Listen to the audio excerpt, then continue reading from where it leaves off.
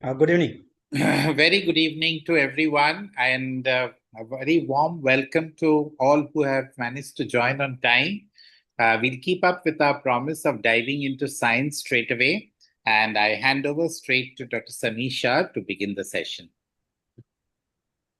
So, very good evening and welcome to the our today's session of session 2. Today we having a two eminent faculty, Dr. Prasant Karya and Dr. Sandeep Kavre, will give idea about the coping with stress and coping with the emotion. Before they start their presentation, my sincere request to each and everyone, please rename your screen name to actual what you are registered for your marking of the presence, and give your name, mobile number and email address in chat box for the marking of the presence. Thank you, and over to you, T. Prasant and Sandeep. Sandeep, Yes, sir. You can start. we'll start. Yes, sir. Yes. I'm there. Okay. So welcome to one and all. And today we are going to learn about the two different skills. Me and Dr.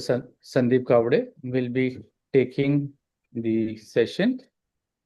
I hope my screen is visible. Yes. Yes, sir. Perfect.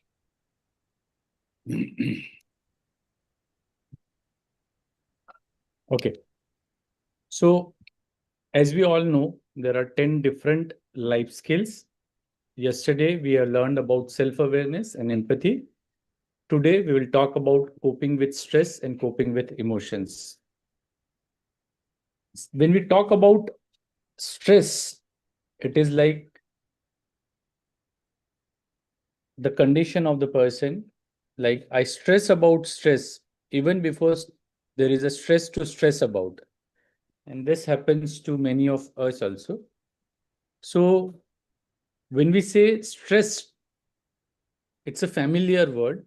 A common word for stress is attention, and our response to events that disrupt or threaten to disrupt our physical or psychological functioning. And it can arise from both the negative as well as positive events. We'll be seeing this, but the WHO defined it in this simple words that stress is a state of worry or mental tension caused by a difficult situation. And it is a natural human response that prompts us to address challenges and threats in our lives. See, if you know, when we have talked about the life skill definition, the same challenges and demands of everyday life. I mean, the life skills are the ability to adapt positively to all these things, and stress is one of that things. So I just want to ask, looking at this picture, do you think stress is always harmful? Please write in chat box. Do you think stress is always harmful? So apart from one yes, I see only no. So yes, if you are an experienced person who can walk on the row and can sit like this, you will not have a stress. But if it is first time, then you will be having a stress. So somebody has rightly written that eustress is positive, and with your experience, this stress can be a eustress also. So there are two different types of stress which are there, eustress and distress. Even according to the situation, it can be acute stress, episodic acute stress, or a chronic stress, which is three type of stress which we can encounter. Most important thing is to learn about the relationship of stress with performance. See, if you see on x-axis, there is a level of stress, and on y-axis, there is a performance. Without stress, you are bored. With increasing stress, you see there is slight improvement in you. You remain calm. But when it reaches to an optimal performance at a plateau level where your energy, focus, work, everything you feel as effortless, and you are in a zone of a eustress. But if the amount of stress increases, you may feel fatigue, exhaustion, there will be health breakdown and burnouts, and this will be converted into a distress. So the optimum level of stress is eustress, under which your skills, your performance will be better. This eustress has rightly been written again by Dr. Kiran in a chat, that it motivates you, it improves your performance, and usually it is a short term. Like tomorrow there is a competition, exam is there, but you are prepared. There is a sports match, so in which there is slight stress, which is a eustress level. But when it is converted into a distress, it causes worry, anxiety, it hinders your performance, and this distress can be a short or a long term. Suppose somebody is bullying, there is academic pressure or a family conflict. This type of things can cause distress in adolescents also.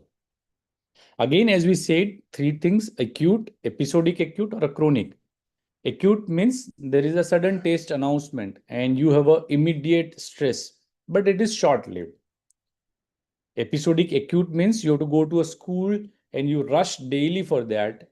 There is things which you usually procrastinate, and because of that there can be a chronic disorganization, and that can lead to a repeated episodes of acute stress, and it will be a episodic acute stress. And a long term worry about exams, ongoing family issues, all these things can lead to a chronic stress, which can be a problematic thing. Now, coming to this scenario, I want everybody to be active in the group, that you're hiking through a forest trail with friends and suddenly you spot fresh tiger tracks. Then through the trees, you see it, a real wild tiger, just 50 feet away, staring directly at you. What is your response over here?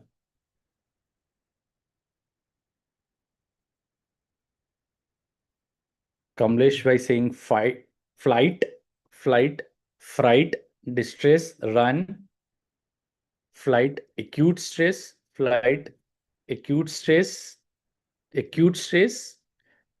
freeze, acute stress, faint, very good, play dead, run, stuck.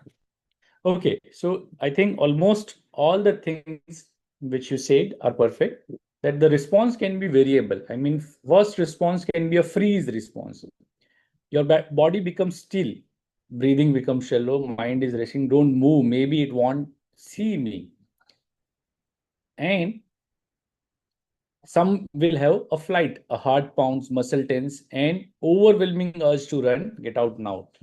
And few, less likely, but then few will be having a fight. The adrenaline surge will be there. They look for the weapons, preparing to defend themselves. So all this are actually a brain's response to a life-threatening danger, which was been said. And then at that time, the survival mode will be activated. It can be freeze, fight, flight, faint. But as somebody has written, that excited as a photographer, Dr. Kiran Kini has said. So suppose you are a trained wildlife photographer who has spent years studying tiger behavior. You've been tracking this particular tiger for days. You know exactly how to read its body language. You have a protective equipment and you are on a secure position. Then what will be your response to this stress or this situation? As Kajri is saying, excitement, happy, eustress, excitement, calmness. Okay, mistress, poise, adventure, excited. So yes, your response will be, because you are experienced photographer, a steady breathing, you have a focused attention, and professional assessment says there is a good lighting, a perfect angle, a calm demeanor, and I can take a better picture over here. So your stress level is controlled. Your brain recognizes the challenge but feels prepared and capable because you have experienced this in past also. So this is a response. You know, one more response to this can be there when you see a tiger at the circus who is sitting safe. You are sitting safely in your seat, and a magnificent tiger crawls across the ring, a powerful muscle rippling under striped fur, but it's in a secure cage handled by a trained professional. And your response over here will be your heart rate may increase with excitement. Wow, what a beautiful creature.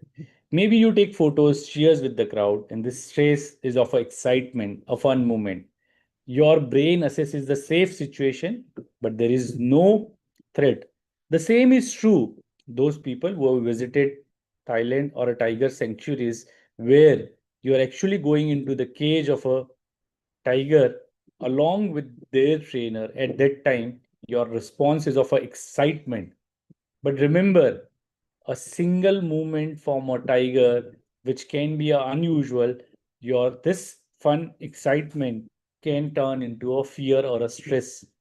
So this all depends on the situation, the person, and how your brain perceives it.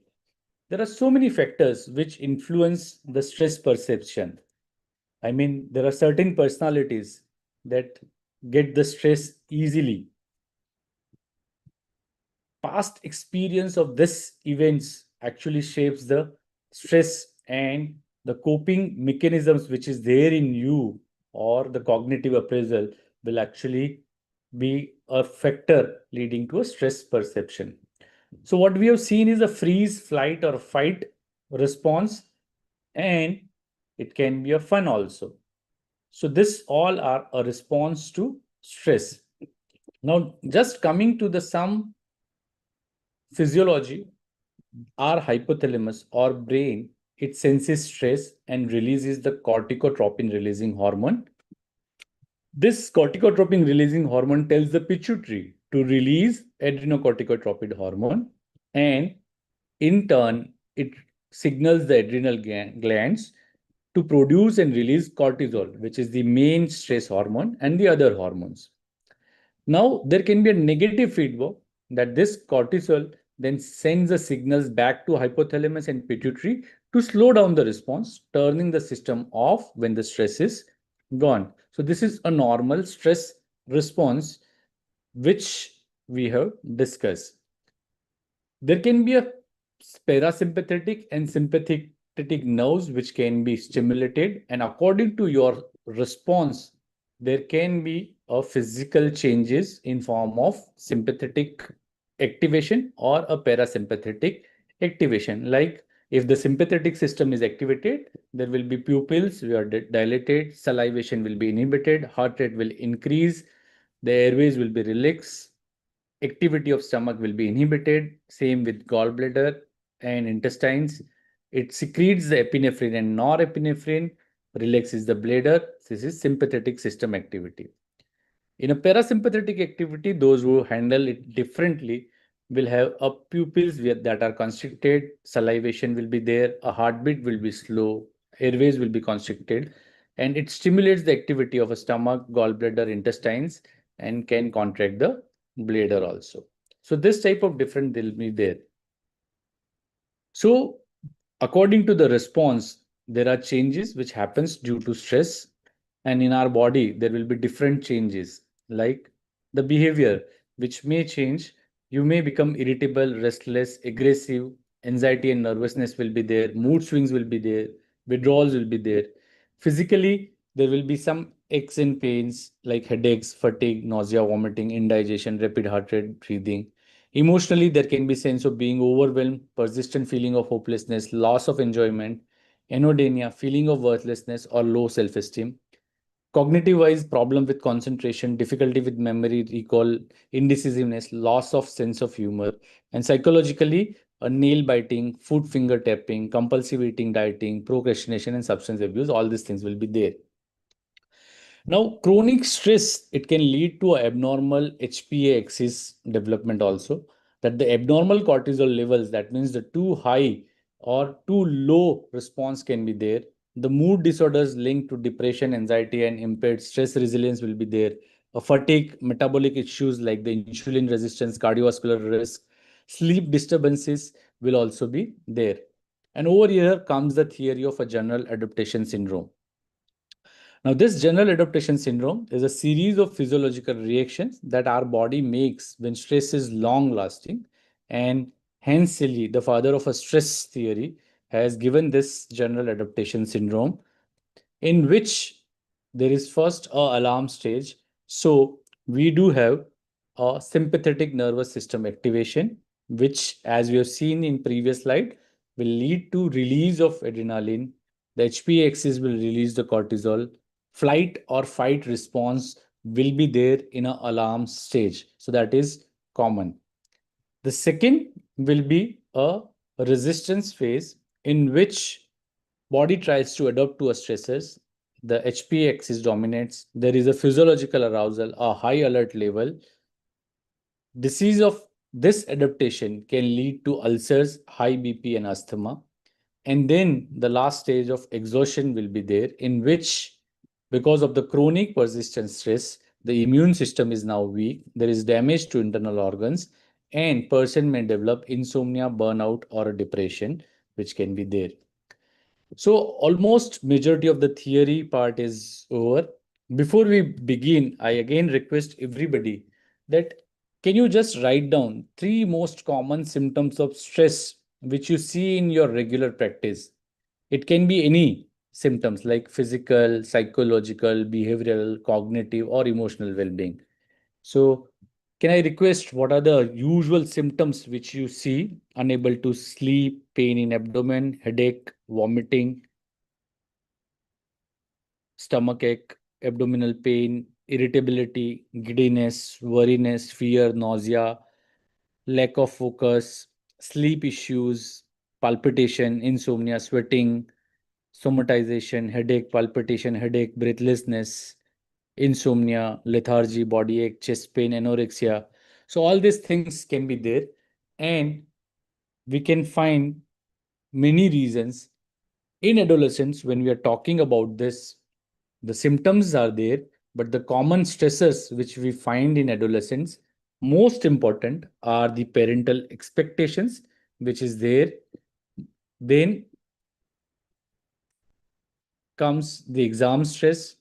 Then comes the relationship problems. Then comes the body image issues. Then comes the peer pressure or problems with friends. Then a negative thoughts about self or situation will be there, and that can lead to a major psychological issues. Now coming to the first case, I just want that everybody be active in this case presentation.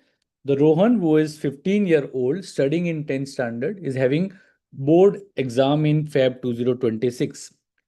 He sleeps late and feels tired and distracted during study hours.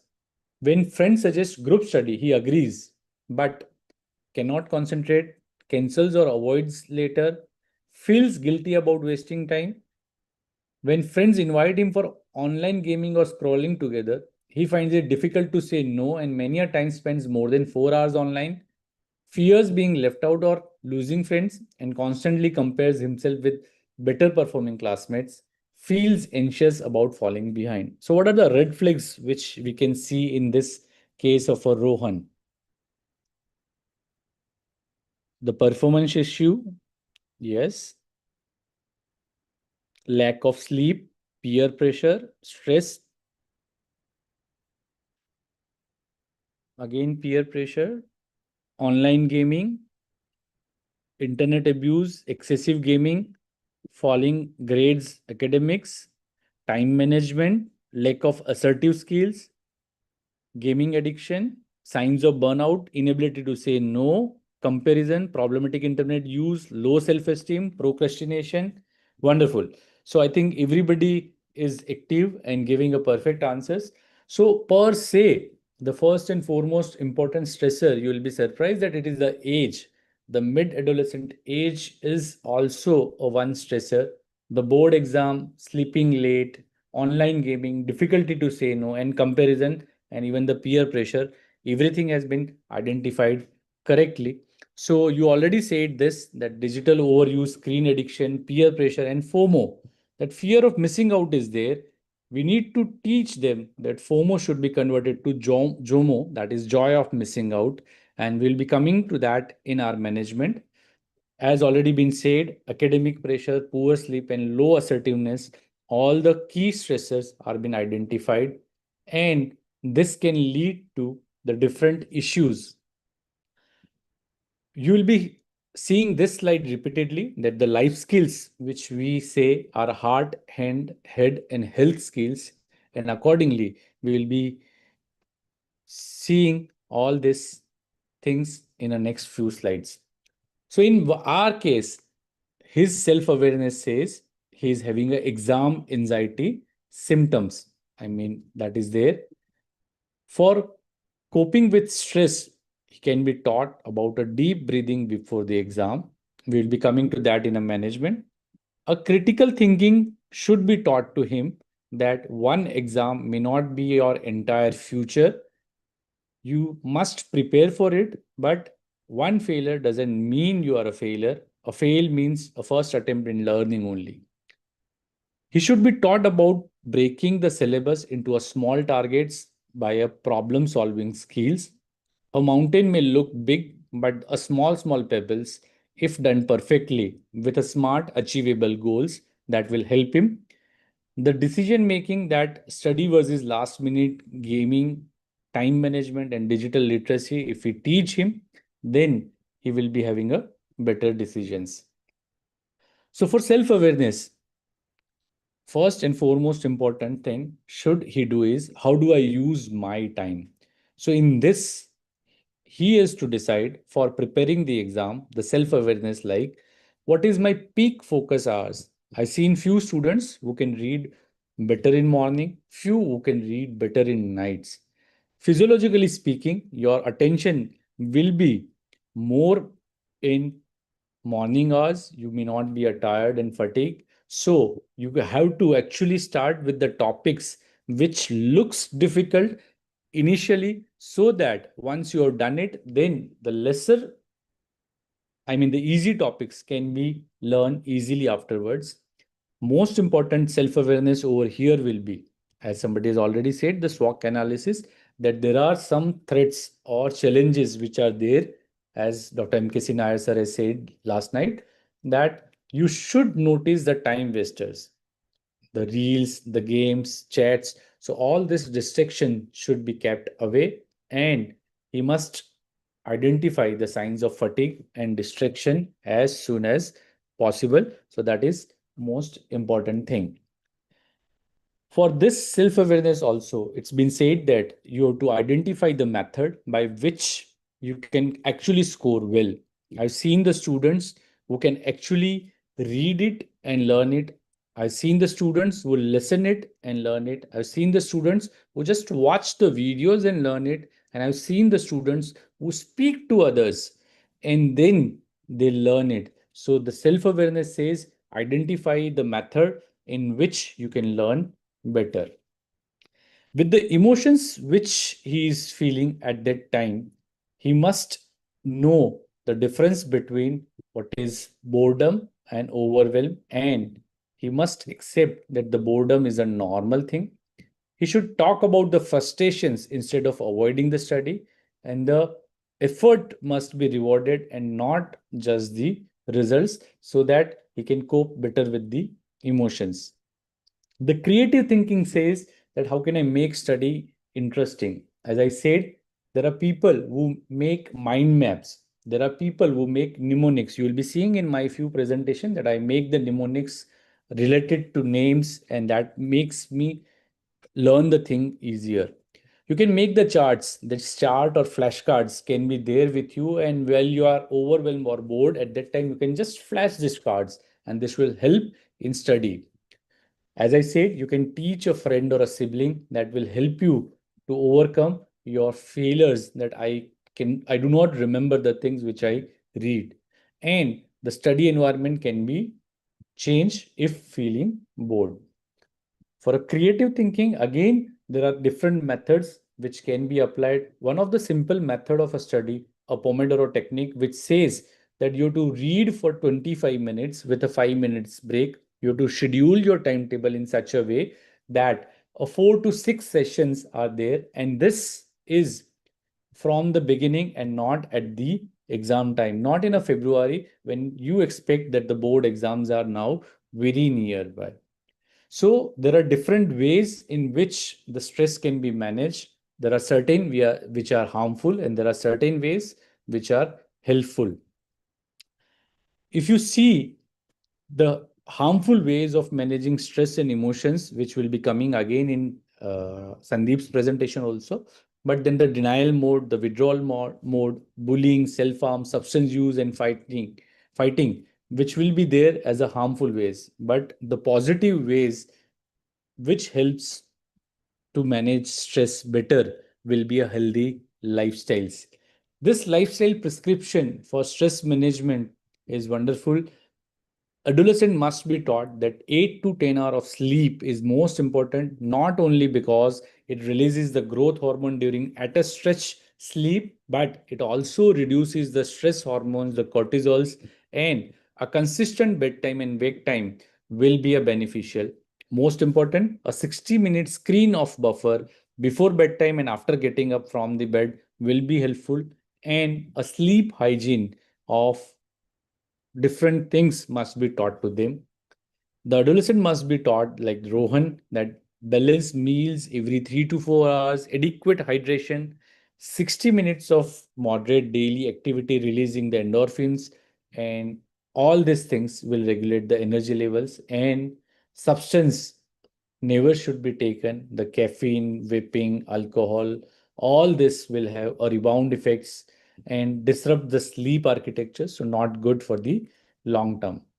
Few things which again Rohan can be taught at the cortisol crusher, because if they do have a habit or a urge to eat sugary things, then the dark chocolates and berries will be actually helpful for decreasing this cortisol levels. The relaxation minerals like the spinach and pumpkin seeds, the mood stabilizers like the walnuts and the fish if they are eating it, the steady energy from the oatmeals and bananas will be there, and the gut brain connection can be made through a yogurt and fermented foods. So the positive mood elevators for different people will be different, but it is mainly their hobbies like music, dance, exercise, and most important thing are the friends. It's been said that if you have a good peer group, then that will be beneficial. Dr. Rakesh is asking that coffee is taken as a beneficial by some experts. Yes, but in junk food guideline, the IAP always says that less than 100 milligram of caffeine should be taken. Again, for the adolescent, the amount will be less, and that can be initial positive mood elevators. But the issue is gradually, these adolescents are still lacking the prefrontal cortex, and they may sometimes increase the dose. We have seen the adolescents who are going for the coffee shots, and that can be a problematic. So limiting to a less than 100 milligram will definitely be useful. We'll be sharing the videos of a deep breathing, a visual guided imagery, and a progressive muscle relaxation also with you. Just to tell you in a brief that a deep breathing, when it is done, that it increases actually the oxygen concentration in the body, and that will be beneficial. The visual guided imagery, which many people are doing with different ways, in which you just close your eyes and think about the positive things which happen. If this is not helping, you can listen to the somebody's voice which will motivate you and will be guiding you through the visual process, and that will be better thing. One of the very good book, The Monk Who Sold His Ferrari, is showing the 7 different things which are there, including our mind and body, are being said beautifully in that book. The progressive muscle relaxation, again we will be sharing the video of Dr. Swati Bhave ma'am, in which there is repeated contraction and relaxation of the muscle. You can, if you are sitting, you can start with your leg muscles, the foot muscles, the leg muscles, calf muscles, thigh muscles, abdomen muscles, back muscles, chest muscles, then shoulder, neck, arm, hands, fingers, and then the facial muscle. In this progressive muscle relaxation, it can be from 5 minutes to 15 minutes, depending on your time. But what happens is your mind has been diverted by a continuous first contractions and then relaxation. Say, for example, when you see the video, the ma'am will be saying, clench your fist, fist, fist, fist, fist, fist, fist, fist, fist, fist, fist. So you have to clench the fist hard as possible, and then relax, relax, relax, relax, relax. The same way, if I talk about the eye muscles, then close your eyes tightly, tightly, tightly, tightly, tightly till you feel tenseness, and then relax, relax, relax, relax, relax. Anybody who is doing this relaxation activities for around 5 to 15 minutes will definitely get the results. We also say that there has to be a 5-4-3-2-1 grounding game, which if you learn and you teach the adolescent, that will be better. Now, there are different ways of doing this. You can do this with eyes open or with eyes closed. Suppose when we say 5-4-3-2-1, what does that mean? So, 5 things which you see in your surroundings wherever you are sitting. So, you have to just think and write about that in your note or chat, anywhere you can write. Then write about the 4 sounds which you can hear. It can be my sound, it can be a sound of a fan, AC, or a car horn, or somebody is watching TV in your home, or some birds are there in your garden, anything. But just imagine about that 4 sounds. The 3 things you can touch, you can just see that I can touch my glasses, I can touch my table, I can touch the book which is there, I can touch the laptop or anything like that. 2 smells which are there, and 1 taste which you like. So this type of grounding game will also be helpful. The practical things which are being used and are helpful, like the diaphragmatic breathing, when you teach it to abdominal breathing or a progressive muscle relaxation, this all will actually help you. We will be providing you the audio guides, as I've been said. A deep breathing or just a chanting, because many a times we say a box breathing, a 4 minutes inspiration, 4 seconds, sorry, of hold, 4 seconds of expiration, and 4 seconds of hold. There are different boxes which are also available, but this are actually helping you to activate your parasympathetic dominance so that you are there in a calm state. Recently, I came across a heartfulness survey in which they just say that just close your eyes, sit, relax, and for 5 minutes to 25 minutes, depending on your capacity, just close your eyes and just give one thought only, that the divine energy is there in my heart and I'm been attracted towards the divine energy. Just think about the simple one sentence, whichever you like it, and don't allow any other thoughts to come to your mind. When you do this first time, it may happen that there will be plenty of thoughts coming, and it's been said that the thought process is very high. But gradually, when you do it repeatedly, the same thing, then yes, there will be a different feeling of calmness which will be there. Different strategies to have a good stress management will be a self-talk, a positive affirmations, and focusing on present. That is most important thing which will be there. Your inner voice makes sense to the world around you. The way you communicate with your inner self, like self-appreciation, your time is going to change. Things in our life never going to be permanent. Focus on present rather than past or future. You may not realize it, but your self-talk may be contributing to increase your stress levels. Again, a beautiful book, Secret, if somebody has read, that the self-talk or the thoughts which are there, it is going into the universe and coming back to you. That is a simple stress management thing. And my happy thoughts will become my reality. So this positive affirmations will actually be going to your subconscious mind, and that is the power of your subconscious mind. Again, a very good book which has to be which you should actually read, and you have to be a best friend of yours. That is most important. Emotional venting is most important. If you are having a stress, then you can talk to parents or a trusted adult.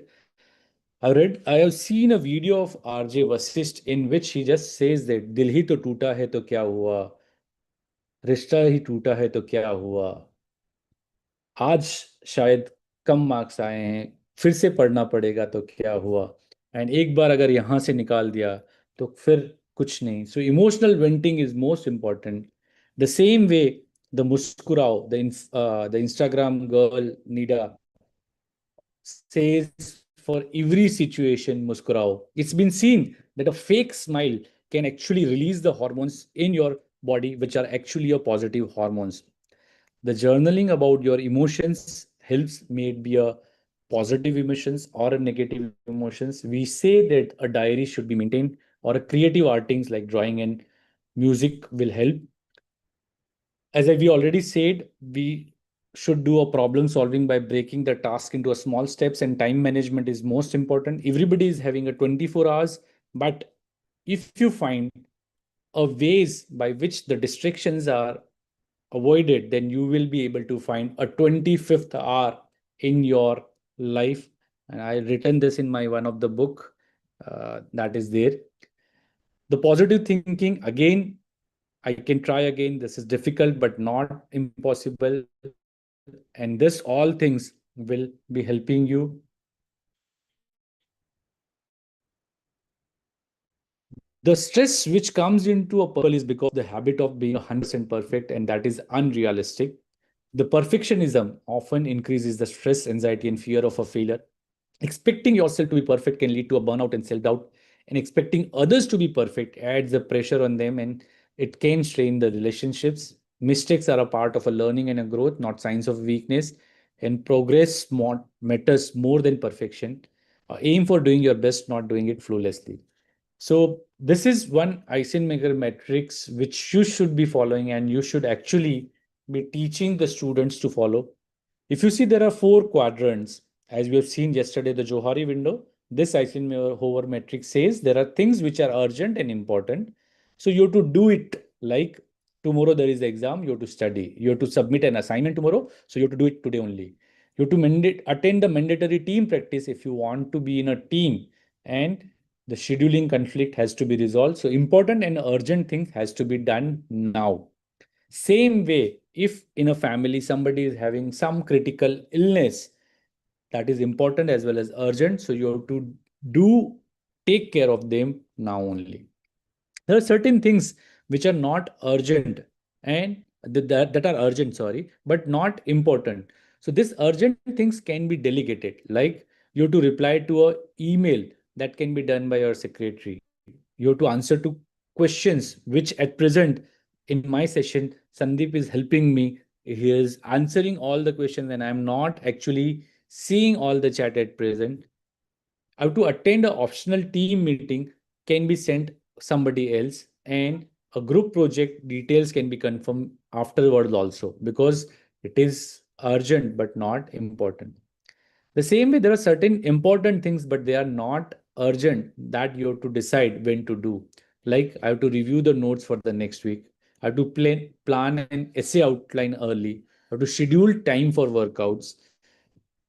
I have to meet advisor about my future goals. So this can be a plan deciding things, and most important, delegate. I mean, the delete things that are not urgent and not important, like scrolling the social media. Those, not only adolescents, the adults who are actually scrolling do not know when 15 minutes becomes a 1 hour or 1.5 hours. There can be a binge watching, which will be a problematic. So watching a random YouTube videos and shorts can lead to a popcorn brain and can be a problematic. Gossiping is a problematic. So all these things should be deleted. So this is a time management matrix which has been there and has to be followed.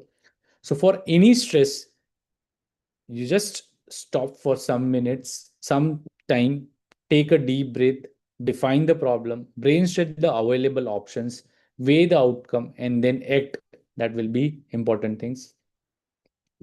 This is certain things which are actually higher things which we are covering at present. Usually over here, the stress part is over, but if as an adolescent pediatrician you do have all these things, then a 2-minute breathing exercise, a teen role model practicing skills can also be practiced. A 4A flow or 5-minute approach says you have to ask what is your stress level from 0 to 10. How do you feel? You have to advise one skill. It will be different for everybody. You have to assist, walk through the first step with them, and you have to arrange for the follow up. And reminder should be given to them. There are different scales which are been available.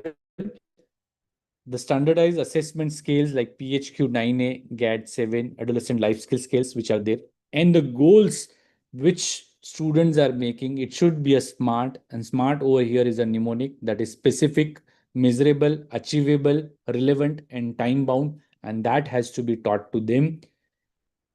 And referral has to be there when a stressed person comes to you with a suicidal ideation, functional impairment is more than 2 weeks, and there is substance dependence, then there has to be a referral. Immediate and coordinated action like a same day crisis number has to be given, coordinate with the school counselor and schedule a follow up. Always involve the psychologist or psychiatrist into these things. And most important thing, for this all stress, the practice makes the man perfect. So to practice and practice the skills which helps you, and that is most important. Remember, the stress, if you spell it backward, it is desserts. I will end with this, that please pray to Almighty that please grant me the serenity to accept the things I cannot change, the courage to change the things I can, and the wisdom to know the difference. So thank you so much. I'll say over here that this is a mnemonic of Prashant, that pause for a moment whenever there is a stress, recognize the signs, accept the emotions, sort out by different life skills, handle it with care, act wisely, have a network of people, and always be thankful to the team. So thank you so much. And in allotted 45 minutes, I just finished. I mean, 3 minutes are there. We can have some, and then the next session by Sandeep will be there. Prasan, we can continue with the Sandeep and then take the remaining thing. We have to do visual imagery and PMR also at the end. So Okay, fine. wonderful. We'll take the questions Fine. at the end. Wonderful session by Okay. Prashant sir. So he has laid down the work, and coping with stress and emotions are aligned to each other. So we take it in a sequence. So thank you, Prashant sir, for a wonderful session. So this picture of emojis must be very common. We see it on our mobiles day in, day out. You are reacting on this even in our videos. So let's make this session an interactive one. And we finished self-awareness, empathy. Now we finish stress. We'll be doing coping with emotions. Uh, in the chat box, you can share. There will be some questions, some interactions. So please be active during that. Okay.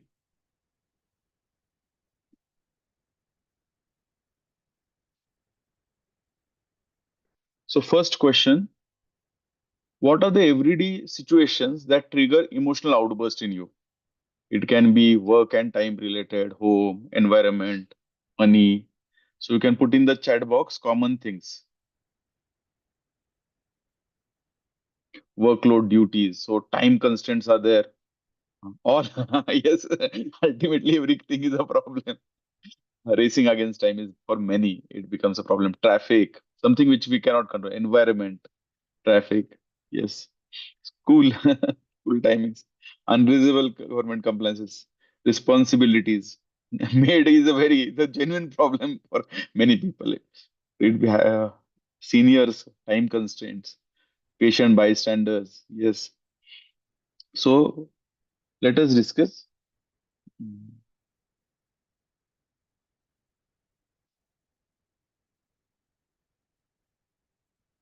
So tense meetings leading to shouting, rushing to meet deadlines, overwork causes exhaustion. These all trigger stress as well as emotions which we carry.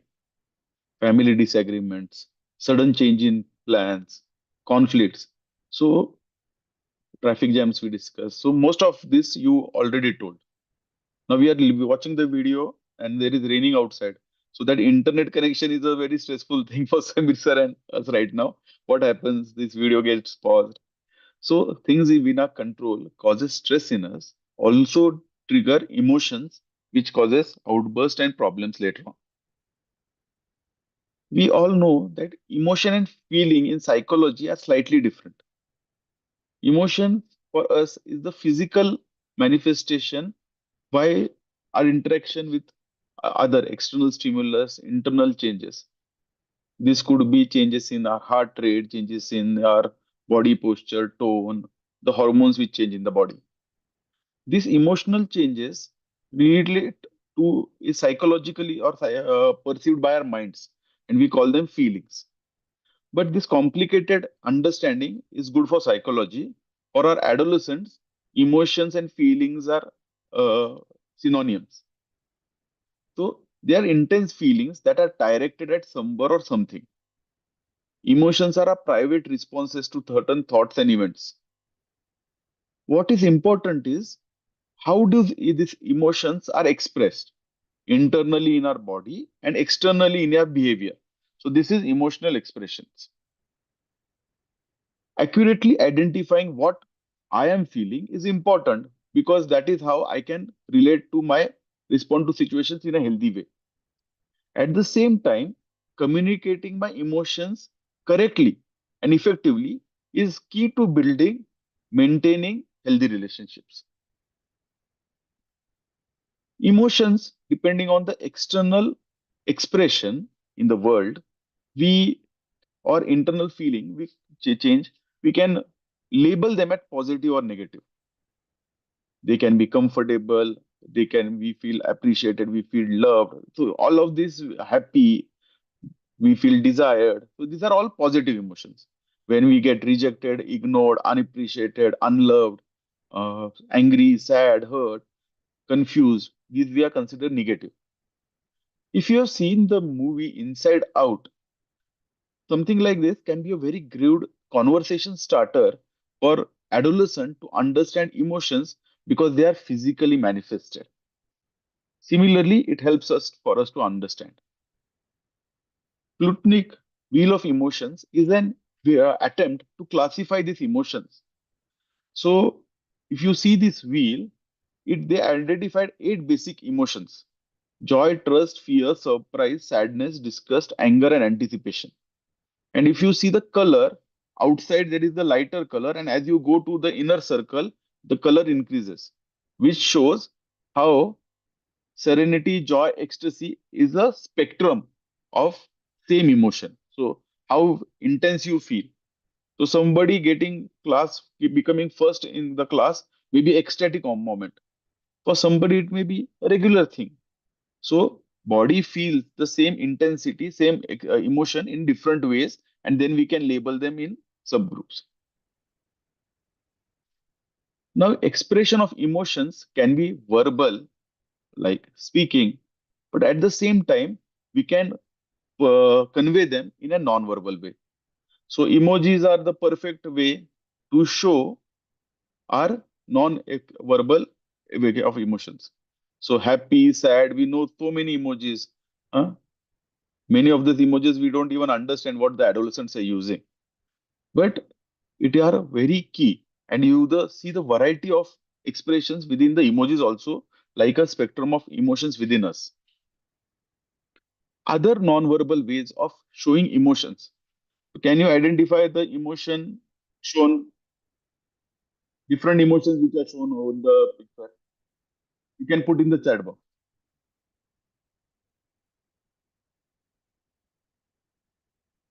I will again play this. Disgusting, shock, okay, okay, or angry. So without speaking, within a few seconds, you have identified many emotions. So the person has not spoken anything. You are just seeing the face, but compressed lips, narrow eyes, nose is flared, maybe anger, open mouth, eyes wide, no movement. surprise, curled lips, nose is wrinkled, disgust, grimace, fast blink. So depending on a type of body language, facial expressions, we can find the group or family of emotions within it, and we depending on the severity, we can find. So in sadness, it can be unhappiness, it can be distress, it can be feeling down, grief-stricken, pensive, melancholy. So same emotion can be expressed between on the intensity in different words at the same time, different expressions. Now, even people have different level of intensity of expressing the same emotion. For adolescents, we use this video. Now, what I'm going to do is just watch this video for a few seconds, small video clip from the movie. And after you see the video, Kabhi Khushi Kabhi is the movie, we will ask you a question and you will share. Hmm?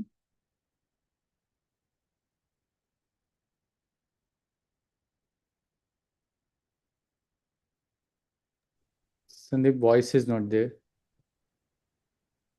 I'm sharing again.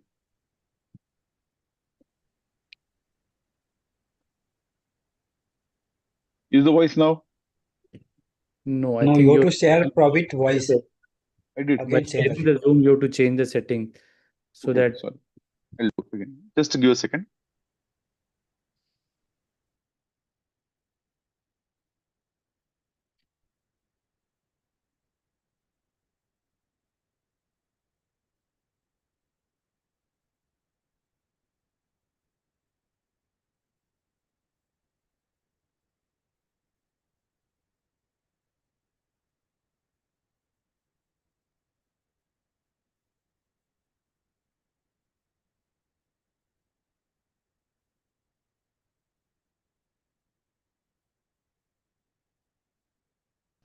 आज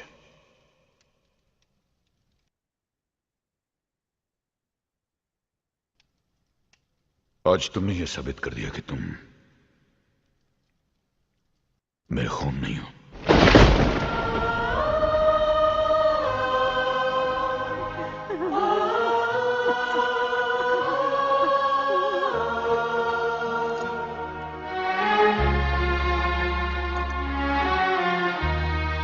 नहीं हो तुम मेरे खून।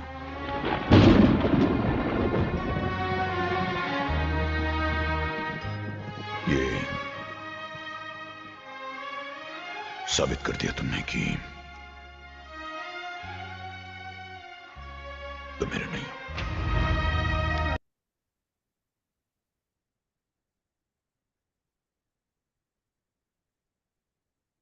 So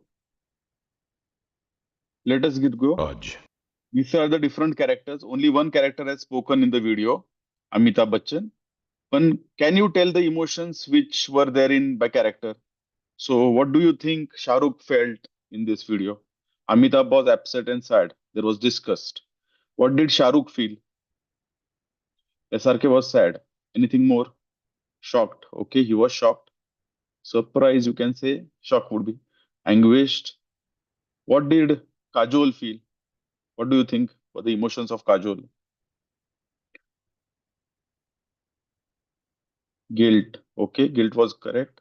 Shocked and sad. Kajol was shocked. Surprise. Great. Sympathy. Yes, she was feeling concerned for Shah Rukh. So within the same, Jaya was feeling the grief. Correct. So similar cues can be used for children and adolescents to teach emotions. So what factors influence emotional expression? So culture. So you can see comedy even within India in Bollywood movies will be different from Telugu movies. The sadness, melodrama content in a Pushpa would be different from a Dhurandhar. So culture ways we are nearly similar. Even then, that language makes a change. Individual personality. Some people, no matter what happens, their face is very stoic, and some are so bubbly. Even if when we see immediately, we understand how are they feeling. Weather affects moods of people. So there are studies that within when the season is low, people feel uh, s- low mood. especially when there is windy, low climate, especially winters. Specific stress, people will react differently. Age-wise, change in emotion. So young children, you will see they are so happy for smallest things, and they start to cry like anything, as if the world has ended for smallest of problems. As we grow, the gender-related expressions of emotions. So how girls express joy or boys express sadness or grief would be quite different, because gender roles we have, ki male can't cry in a family, in a relationships. So when your child is crying, how you react? Maybe some people, we see some parents getting so emotional even before the child, they are worried.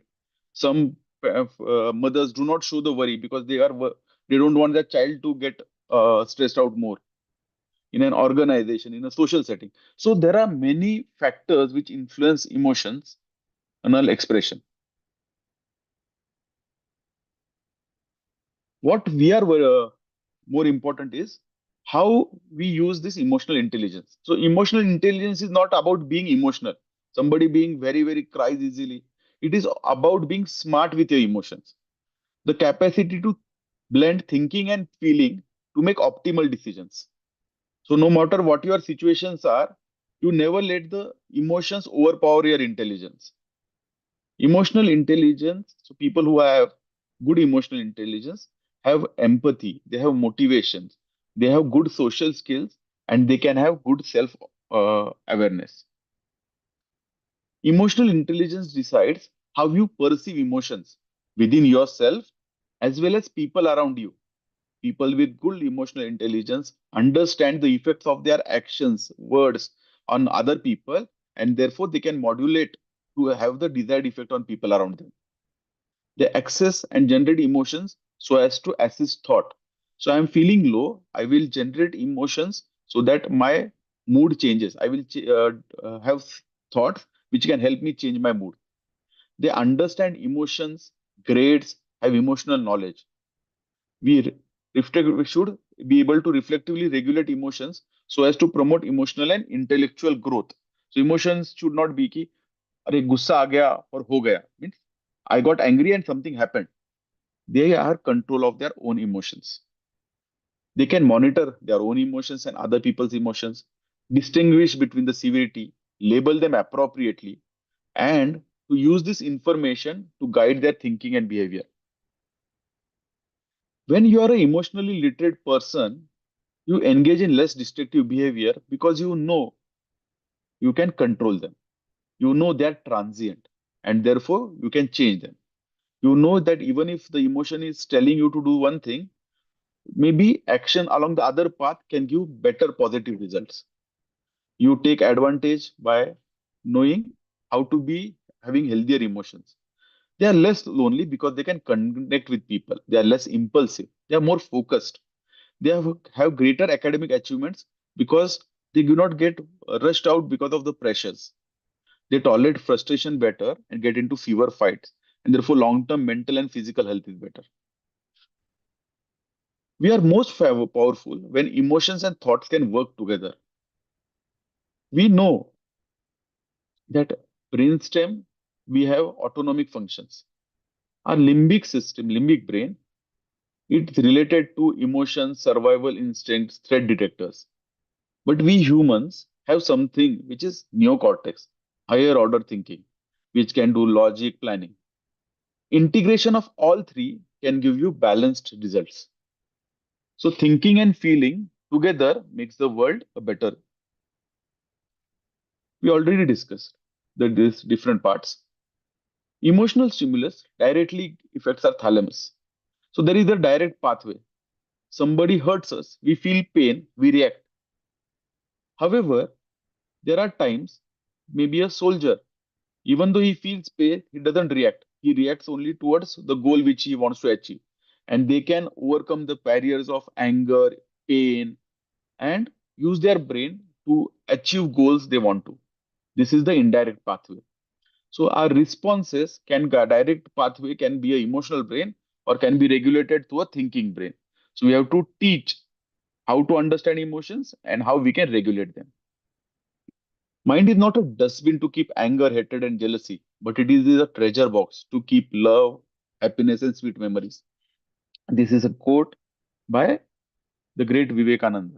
And this is how we start to cope with emotions, to control what we keep within our mind. So, what are the everyday triggers which causes emotional outburst in our adolescents and young adults? You can put in the chat box. What are the triggers?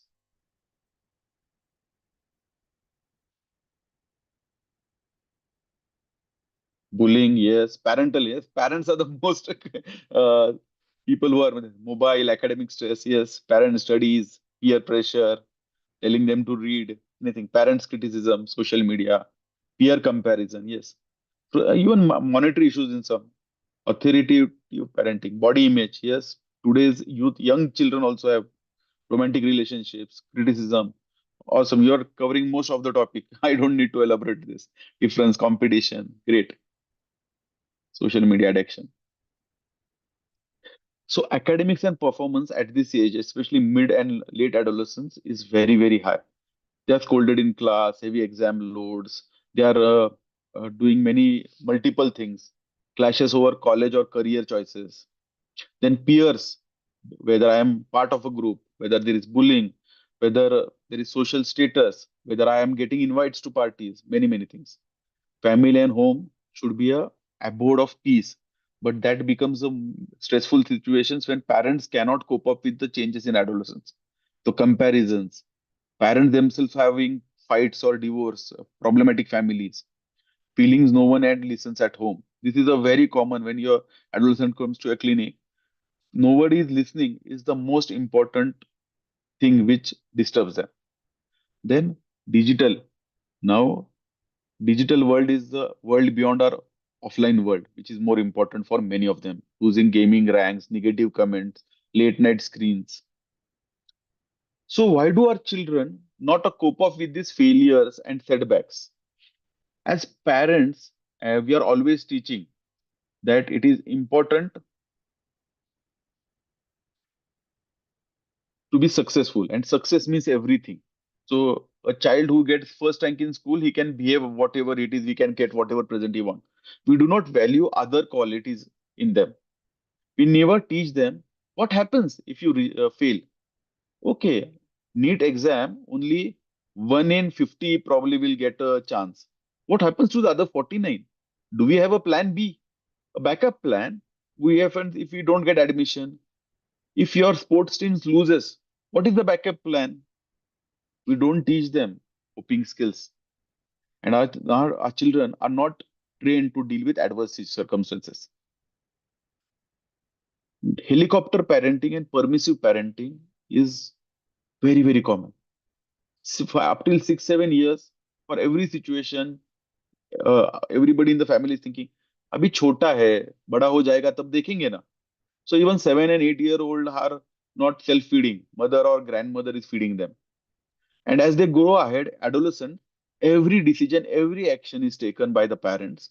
So our children may be cracking IIT, JEE exams and going to IIT, but they cannot cope up with the pressures over there, and there are suicide happening within the best of institutes, especially in the best of institutes like IITs and IIMs. Failure is looked down upon by the society, and parents enforce this view. A worth of child is judged by marks and the trophies. We all want trophy children to show on Instagram.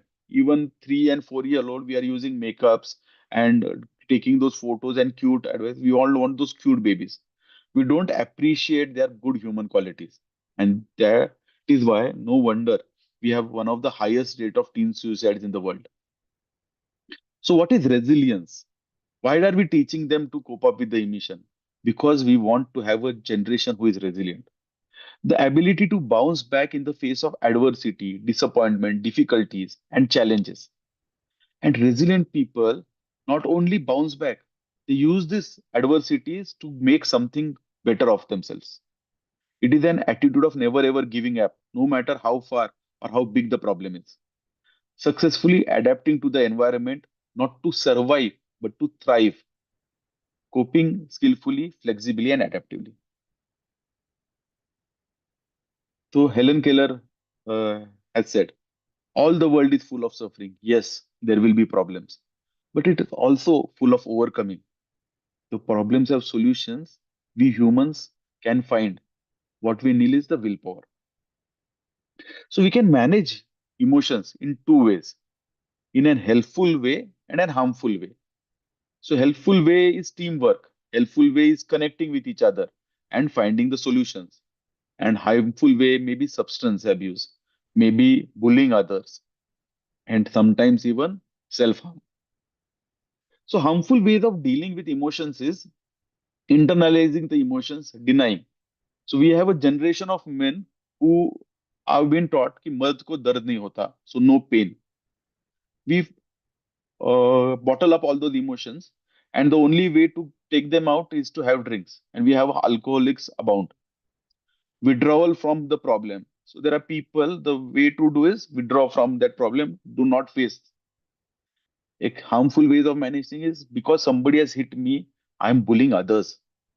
Self-harm, substance abuse, and fighting with others. These are harmful ways of this. What are the helpful ways of doing? So I get an emotion, but I have a brain.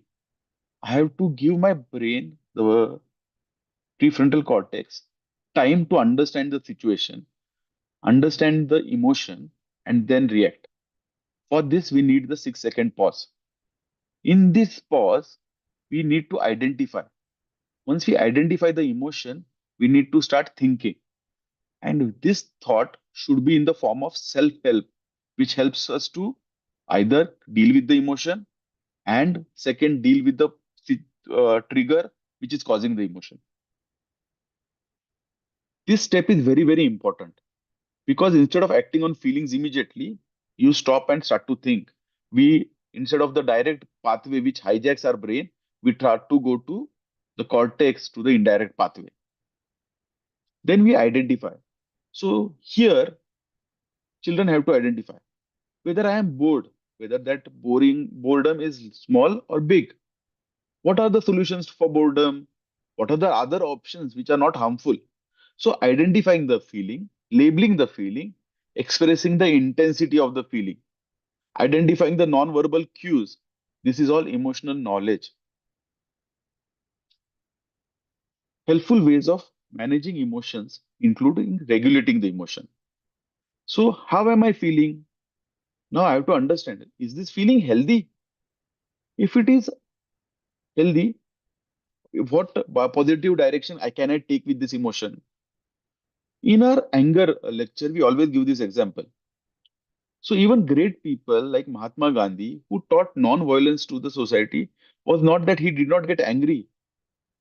Mahatma Gandhi, when he was thrown, he was barrister Mohandas Karamchand Gandhi, who was traveling in a train, who was only worried about his own family and he wanting to be successful in the world, was thrown out from the train because he was not a white person. Obviously, he felt lots and lots of anger. But like mere mortals like us, he did not throw some stone on the train because his money was wasted. He felt that anger to his core, and that anger fueled a desire to bring about a change in the world where there will be no discrimination. And that anger fueled something, a change, which he made into uh, from barrister to Mahatma. So we have to identify how can we regulate our emotions, even though the emotions we label them as positive or negative. Emotions are there to help us. Without grief or without sadness, we cannot enjoy happiness. And therefore, understanding that the phase of sadness will pass away. So, understanding that today I may feel wrong about it, but this will help me with directing our maybe negative or positive emotions towards a positive direction. We already discussed the different ways. So we can change. So maybe culturally we are men are told that you cannot cry, but we can find safe spaces where we can share our worries, share our concerns. It may not be with the family, maybe we are worried, but there may be a group of friends who understand when you are stressed out And instead of giving you wrong advices towards alcohol or other things, they can give you positive. So we can regulate these factors so that we can become more emotionally mature. So this triangle we have to teach ourselves and other people, especially adolescents. Whenever there is a negative experience in the world around us, three things comes, the three P triangles. That is pessimism. What is the pessimistic triangle? That whatever problem is, it will always be there. When I am having a problem in one walk of my life, it will always be there in other walks of life. And I am powerless. I cannot do anything about it. We have to convert this into, so a child fails in exam. He starts to feel, I am going to fail everything in exam. I can never be successful in life. This is the pessimistic triangle. But there is something which is optimistic. Oh, this is temporary. Today I did not succeed, but next time I can succeed if I work harder. Okay, just because I failed in maths exam, I am good in dance. I can work over there. Maths is not everything in life. Oh, encouragement. Okay, this time I will fail, but next time I will definitely pass. So changing the triple P pessimistic triangle to the optimistic tie triangle is the core uh, skill which we should have and which we should teach our children and adolescents are in the world. After we come to the positive triangle, then we have to decide what action can I take and how can I monitor this action so that next time I do not end up in the same trigger or problem. This is the way of managing long-term emotions. And during this, how can I monitor my progress? Helpful ways of managing emotions gives self-awareness, enhancing your emotional literacy and recognizing patterns within yourself and people around you so that you can deal with problems better. So I can understand, the teenager can understand when he is hungry, he reacts to situations in a bad way. So he'll plan before stressful situations, he will eat something so that he doesn't have that problem. Small self-awareness things can help you. Self-management. You can think what would be consequences of my action or think thoughts in long term, and that will help you to manage your navigate your emotions. There will be ways you know what are my intrinsic motivations and how I can create optimism from this situation. This will give you increased empathy and it will give you chance to pursue higher and more nobler goals. So managing emotions will help you be more self-aware, have better self-management and give self-direction. This triangle is very important. We think that our external situations affect us, but all of these can also affect our behavior. What we do affects our emotions or also our thoughts, and same way it thoughts will affect. So let us say I am feeling low, emotions are low. What thoughts can change my emotions? Maybe a music can. So there people always when they are feeling low have some song, maybe a chale chalo, maybe some other song which motivates you. So there are exercise tracks which are people use to motivate them to exercise. Behaviors, maybe I can laugh or smile, and that external action of a fake laugh or smile changes emotions within me. How emotions affect behavior and thought? Behavior and thoughts can affect my emotions. So can I make pathways or actions or clues which helps me change my emotions? So don't let emotions take charge of you. Whenever you are feeling emotions which are negative and which are intense, can I use thoughts or behaviors? So a child who likes dancing, when he's feeling very frustrated, may go into the room and put his favorite track and dance. With that behavior will in few minutes change his thoughts as well as emotions, and they can deal with the problem better. Think of within yourself what are such actions and behaviors which will help you change your emotions. Helpful ways, again, the 6 significant model we already discussed, so that the pause helps us bypass the direct pathway. Identification helps us in knowing the emotions. Thought-wise approach understands the level of emotion, healthy feelings, and what are the possible outcomes. And this all will work not on day one, but with practice, practice, practice, make us better.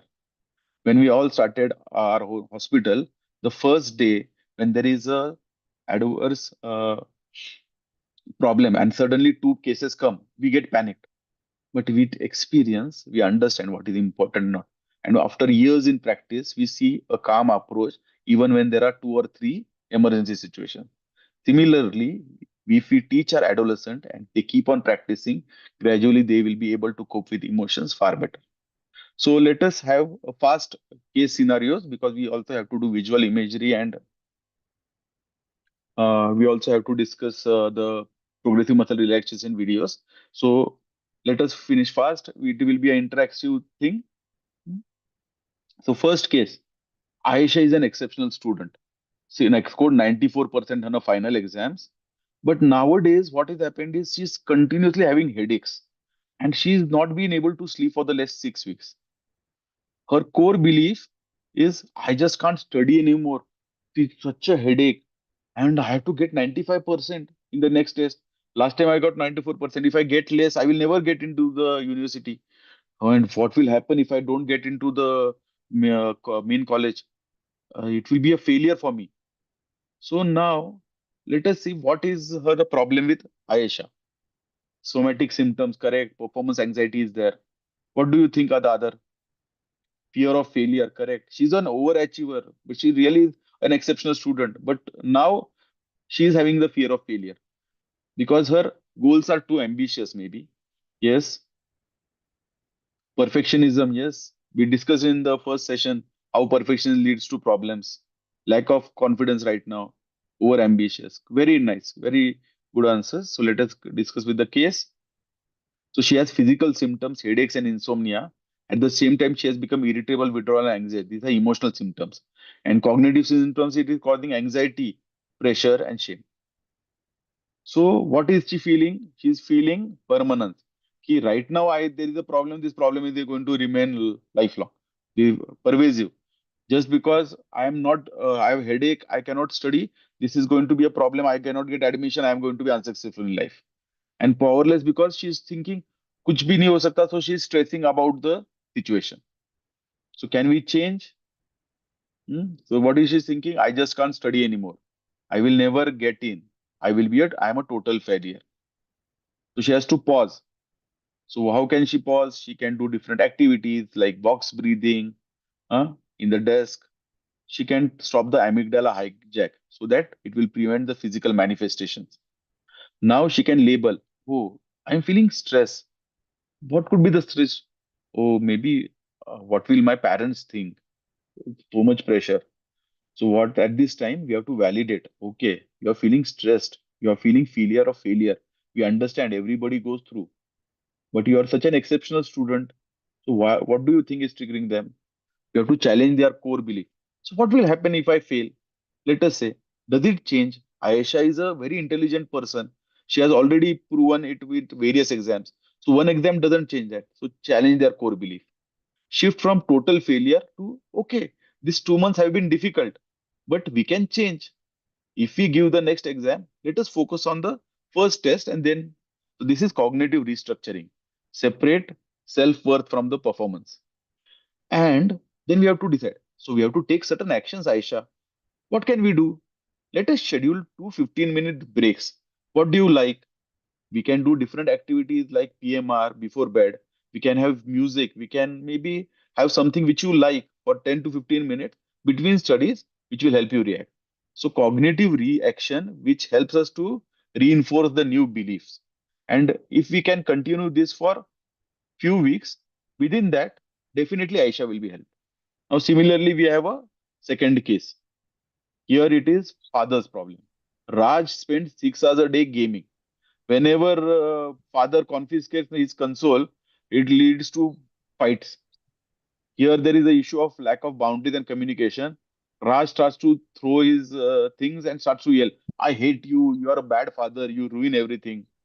Now father's inner voice is saying, I'm a terrible father. I can't even teach him simple things. I can't even show them that I am uh, caring for him. What do you think dad should do in the next 6 seconds? What pause and what should he think? But what within that pause, what should he think? He should relax. Okay. What can he do within that? Anger outburst is a common which happens. But what can he do? Pause and identify the reason. Correct. Self-awareness. Pause and relax. So he first needs to calm himself. Correct. Restructure his thought. Very true. Calm restructuring of his response. Yes. Wait till the game gets over. Correct. That can be one problem. Way to stop. He needs to calm, understand his own emotion, communicate. Correct. He has to do. So we'll be doing communication tomorrow. So very nice responses from all the learned faculty, learned delegates. Hmm. So he has to have a 6 second pause. Stop his amygdala. So child is getting angry. We are scolding him, and the situation is just escalating. So prevent. Stop that. Okay, Raj, I understand you are angry. You don't like the game. You take this thing. You need to eat something. We'll talk after 5 minutes. After that, he has to think. What are the things he can control? What are things he cannot? He cannot control Raj's immediate anger or emotional reaction, but he has to learn that I have to set firm boundaries. But just taking away things may not be enough. So I have to provide alternatives which Raj will feel happy about. Maybe a sports alternative which will be helpful for him. I have to do this communication in a way so that Raj gets motivated to go away from his games to something which is more productive. So I have to accept anger because I'm trying to set boundaries. My child is going to react. I should not take it personally. But I have to control certain things which can help Raj in the future, in the long term. And at the short term, I have to make him feel good about the decision. So I have to get him involved. So what we have to do, once calm, we have to communicate using I statement. What is the I statement? I feel, Raj, whenever you are with the video games, you forget the time. I feel frustrated. And when you react with screaming, we need to communicate our anger with words and not with this rage or throwing things around. So you have to model that expression for the child to learn. And we have to show that instead of blaming, my father is trying to help me. So when the child sees this, they also try to respond in a way. Maybe today we won't solve that problem in 100%, but the first few steps would be taken to solve that problem in the long term. So similarly, we will be using life skills approach for different cases. What we have to do is pause, identify the emotions, think, and think through this. We have to find solutions which in short term change our emotions and in long term build good habits, concrete action, and build resilience. This is the so life skills approach is a part in our prescriptions. As adolescent experts, we need to also learn psychotherapies, CBT, REBT, motivational interview. These are all further parts of this which will be required in specific cases. But what we can do is life skills approaches can be applied to each and every patient which comes to you in a way which is progressive. So a child who comes for a well child visit at 12 years, we can ask him what is the thing is which is good at, what is he good things he think he needs to improve, and we can give a clue about self-awareness. We can ask the parent, do you have what happens, how is Raj spending his time? And many times parents themselves say, आजकल बहुत गुस्सा करता है, सुनता ही नहीं है. So we have to tell them that we have to teach him coping with emotions and give them clues. So we can teach them 6 second pause. Hmm? Even now, there are so many AI companies which are helping to decode emotions. They identify, so there are emotion detection tools, sentiment analysis, variable text, EQ assessment. So this will help identify emotions by AI. But AI identifying our emotions will also be used by it to regulate and control us. Instead of giving our emotional remote control to anybody external in the world, we have to teach ourselves to keep that remote control with us. And we have to teach our adolescents to have that emotional remote control with them. So this was part of the session, and I thank of all of you for patient listening. Right now, we'll be taking the next part where we'll be discussing two techniques which we can teach ourselves and adolescents. So in the 10-15 minutes will be taken for that. And later we can take any questions. You can put the questions in the chat box. So, Samir sir, you can share the screen.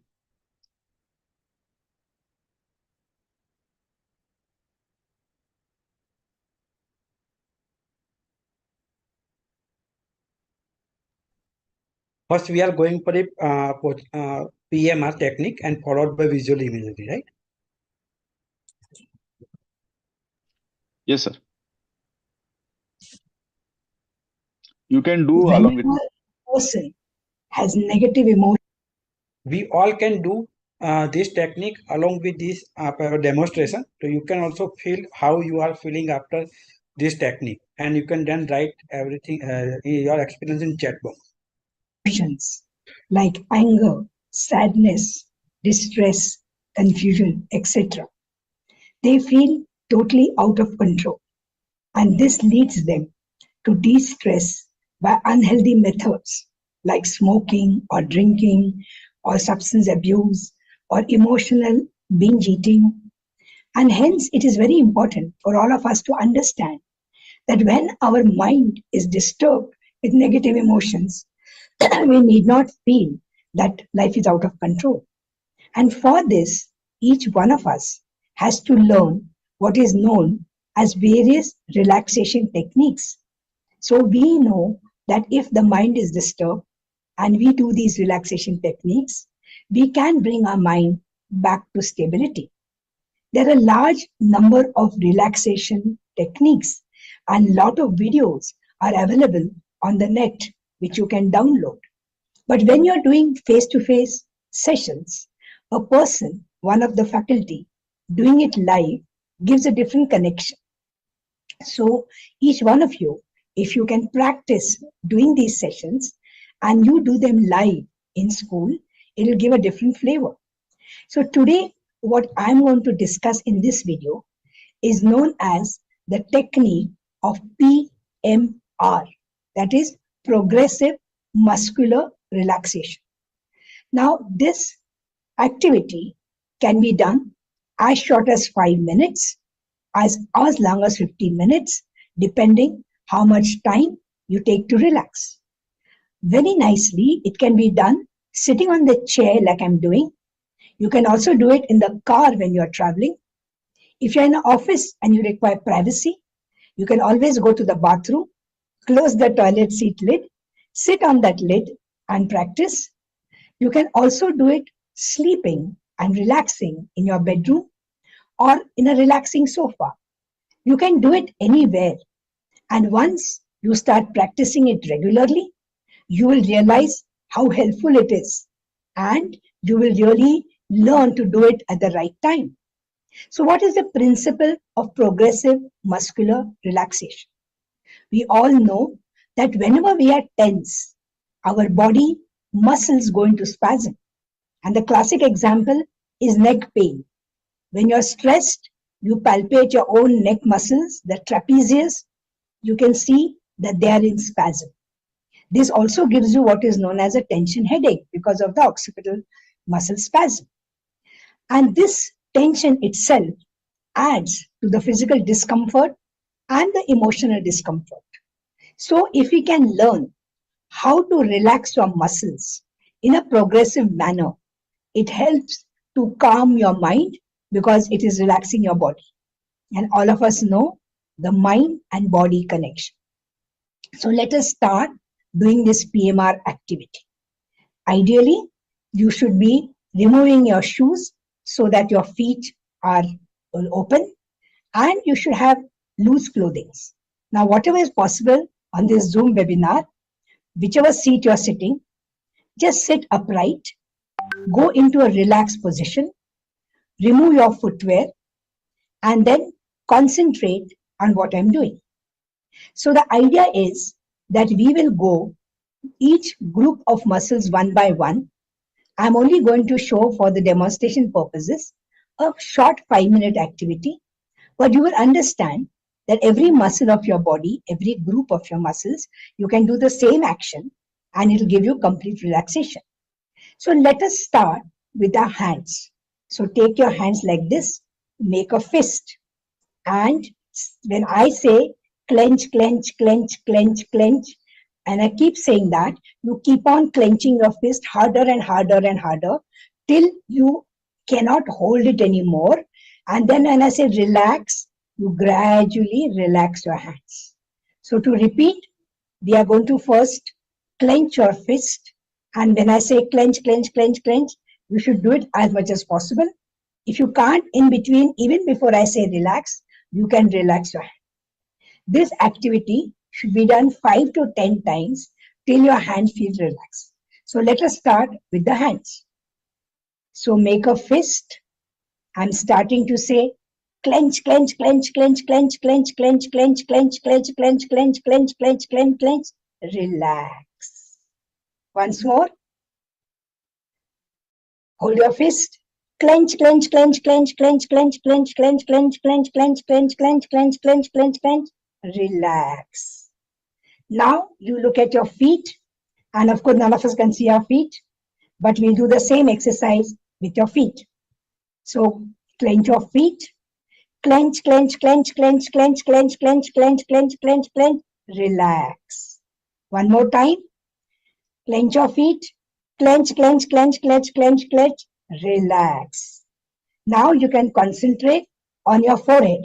And you can clench your forehead as I'm doing like this. Clench your forehead. Clench, clench, clench, clench, clench, clench, clench, clench, clench, relax. Now you can squeeze your eyes shut. Squeeze, squeeze, squeeze, squeeze, squeeze, squeeze, squeeze, squeeze, squeeze, squeeze, squeeze, squeeze, squeeze, squeeze, relax. Then you can scrunch your face. Scrunch your face. Scrunch, crunch, scrunch, crunch, scrunch, crunch, scrunch, crunch, relax.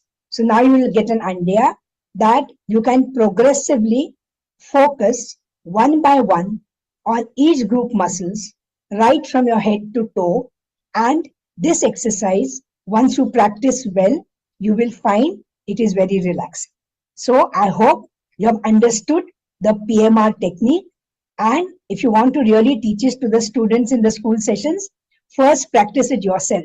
And once you realize how useful it is, you will be more convincing when you do this. I have shown you photos in the activity school which we conducted, how children enjoy doing these relaxation PMR. And many of them gave us a feedback that whenever they feel tense, whenever they feel disturbed, whenever they feel angry, they do the PMR technique and it helps them. Thank you.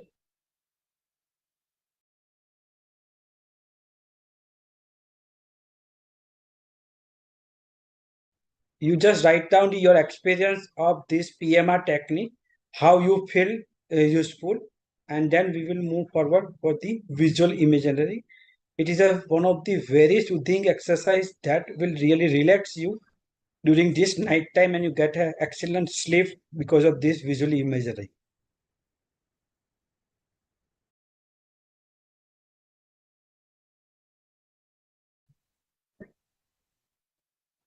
We all have seen the technique of progressive muscular relaxation. This is a second technique called visual imagery, which I'm going to demonstrate. Many of us, when we are disturbed, we feel going somewhere away from the atmosphere or the environment in which we are feeling upset or angry or stressed will give us relief. But every time it may not be possible to take a vacation and go to a hill station or a beach or a spa to relax. Because after you have done that and you come back to the original stressful atmosphere, all that gets wiped out and you're stressed out again. So if we can learn a technique where without leaving your home, your office, your seat, you can transport yourself into an imaginary relaxing atmosphere. How nice that will be, because then we have our life in our control. And anytime you feel upset, you do this visual imagery and you are transported into a very happy world, and that de-stresses you. This activity can be done as short as 5 minutes or as long as half an hour, depending how disturbed you are. It can be done in any position, though the best is when you're sleeping and lying down in your bed, or relaxing on a relaxing couch. But as I said, in the PMR technique also, you can do it sitting in your office chair while you're driving, while you're traveling and you have a driver. You can also, if you need privacy, you can go to the bathroom, close the toilet lid, sit on the lid and do this. So now I'm going to discuss visual imagery. The principle is each one of us has to decide what relaxes you best. Are you happiest when you're on a mountain trek? Are you happy when you're at the beach watching the sunset and having the waves touch your feet? Are you happy when you are dancing? Are you happy in what activity? Can you imagine when you were the happiest? When you went to Switzerland, when you went to Simla, when you went to Kashmir, when you went for a trip? Imagine, or you had a picnic with your family and you really enjoyed those moments. And these treasurable moments should be kept like we have a folder of various pleasurable moments. And for each person, these pleasurable moments can be different. For me, being on a beach or being near a waterfall is the most relaxing. So I am now going to take you through a visual imagery techniques. There are plenty of videos available on the net. You can download and you can choose which one fits you best for your personality and what gives you more relaxation. So now we are going to conduct this visual imagery as a demo session. So I'll do it not more than 5 minutes. So again, as I said in PMR, please sit upright, be in a relaxed position. Please remove your footwear. If you have any tight belt or anything, make it as loose as possible so that you have loose clothing. And then you concentrate on what I'm saying. Normally, this is very well done when you have a very soft voice, which I had before. But now with my throat issues, it's a little hoarse voice. But anyway, I'm trying to demonstrate.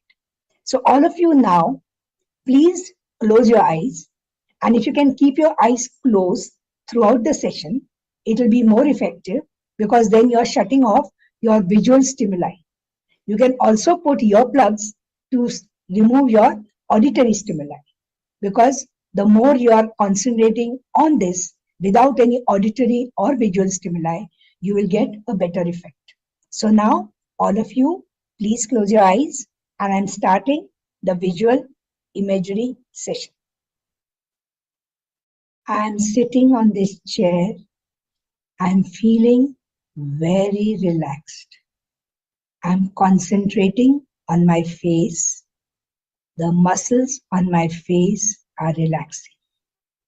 I'm concentrating on my head. All the scalp muscles are relaxing. I'm concentrating on my shoulder muscles, my arm muscles, my hand muscles, and all are relaxing. I'm concentrating on my back muscles, my chest muscles, my abdominal muscles, and all are relaxing. I'm concentrating on my thighs, my legs, my feet, all are relaxing. From head to middle of my body to my toes, I'm going into a deep sense of relaxation.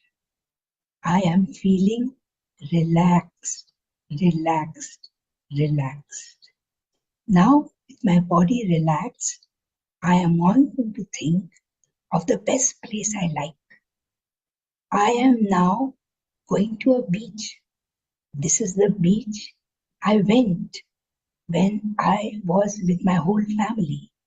And I remember seeing the sunset, the beautiful ball of fire, the beautiful ball of fire slowly sinking into the horizon while the waves were lapping at my feet.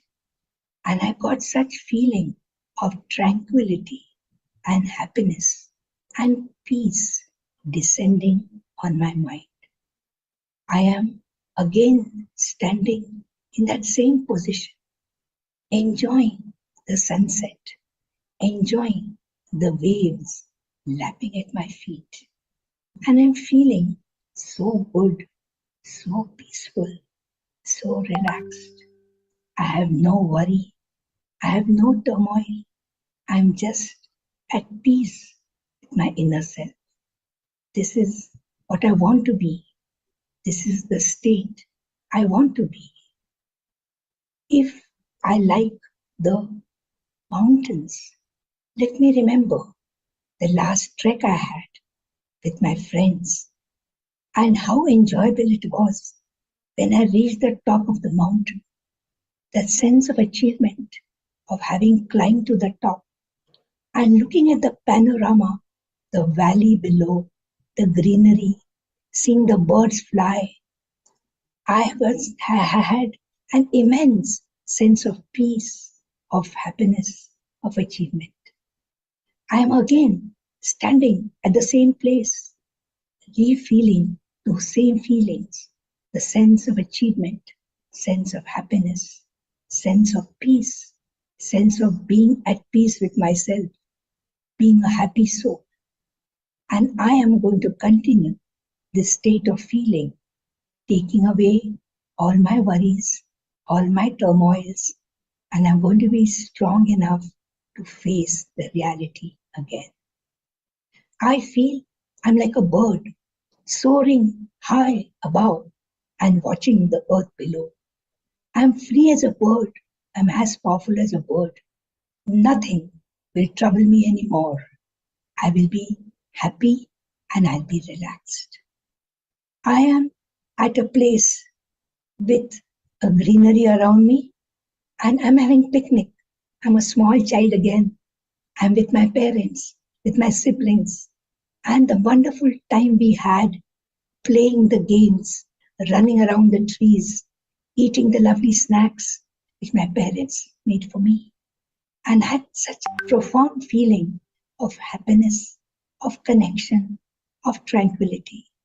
I am again in that same place. I'm again a happy child. I'm again a person without any worries. And I'm tranquil. I'm peaceful. I'm relaxing. I'm relaxing. I'm relaxing. I'm at peace. I'm calm. I'm strong. Now, slowly rub your hands together, make them warm, put them over your eyes, keep them for a half minute, take your hands out and slowly open your eyes. And now some of you can discuss how did you feel? Many people have tremendous effect of visual imagery, while some may not. So you can be very honest and tell us which of you felt relaxed and which of you didn't. And those who didn't feel relaxed, you need to do it for a much longer time. And you can put a recording. Many videos are available. They also come with the sound of water. Like if you like waterfall, it'll come with the sound of water.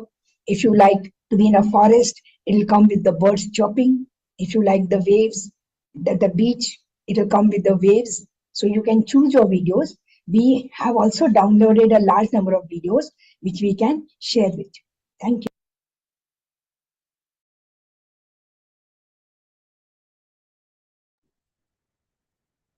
I hope you really enjoy the relaxation technique what we learned in the last and just now. Let's give your feedback. You can open your mic and directly give the feedback, or you can write into the chat box also. So now we can discuss for a few minutes before we complete our session. Starting with Dr. Samik Ghosh, sir. Thank you, Samit Bhai, and thank you to both the faculties, Dr. Sandeep Kavade and Dr. Prashant Karia, for having taken us through this journey.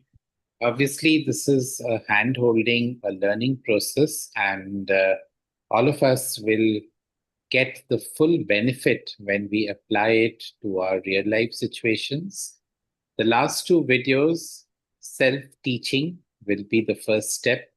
We all need to practice it for our good and for passing on the benefit to others. Thank you so much. Dr. Sushma Madam is there? No, she couldn't join. She had a problem. Okay.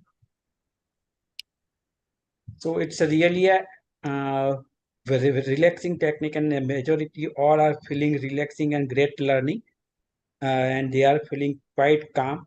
So I hope everybody also enjoyed it today's session.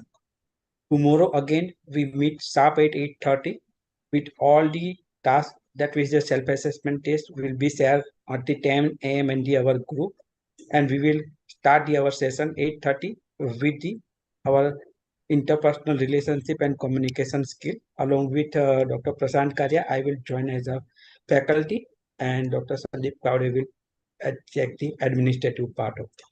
Right. So you having still any query or question, our group is open for discussion. You can ask any query, anything. And this relaxation technique video I am sharing into the group, so you can also do repeatedly as per your liking and as per your requirement. Thank you. Thanks once again. Samik sir, we can conclude. Thank you so much, everyone. Let's be sharp again at 8:30 tomorrow. Join in 5 minutes earlier so that the sessions can start on time. And thank you very much for your patient hearing. Hopefully, we'll do the rest of it equally well. Thank you. Good night. Shubh Ratri to everyone. Good night, and sincerely thanks to Dr. Sandeep Kaude and Dr. Prasant Kara for excellent mind-soothing presentations about the coping with stress and emotion. Thank you. Thank you very much, sir. Thank you, everybody.